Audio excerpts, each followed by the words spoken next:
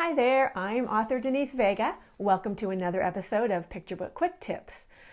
I got this really great question a few weeks back from an author, and I'm actually going to refer to the notes that I sent to her. I emailed her back, and I want to refer to those because I thought it was a pretty good answer for a question that I'm still wrestling with, which is, what is the situation with show don't tell in a picture book, since the illustrations do a lot of the showing, but they also do a lot of the telling. And our text should help support that, that the pictures and words should work together. That's an entirely other different program. But anyway, one of the things that I mentioned was, if the telling is also giving us really good information, for example, maybe we're getting a clue to character, then it may feel on the surface like it's telling, but ultimately it's actually doing both. It's giving us a lot of good information. For example, one of the books I use a lot in my classes is Mr. Duck Means Business by Tammy Sawyer.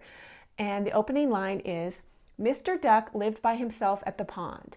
Each day he followed a tight schedule. Well, you could say, well, that's just a lot of telling. We don't really know that much about Mr. Duck. But we actually do. We know he lives by himself, and we know he follows a tight schedule. Those are two things that are very important to know about Mr. Duck before this story actually begins. So for me, they're beautiful. The illustrations handle the rest of it wonderfully, and the two fit together, I think, in a really, really beautiful way.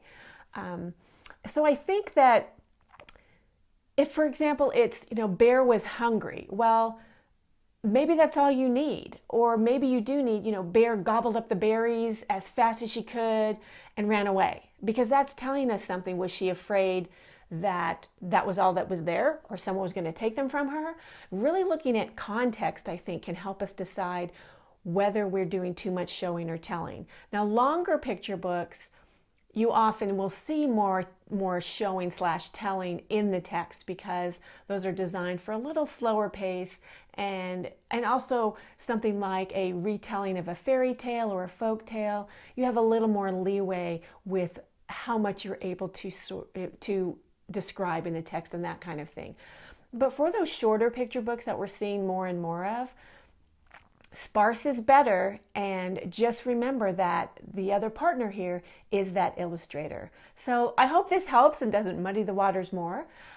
And I will see you again on Picture Book Quick Tips.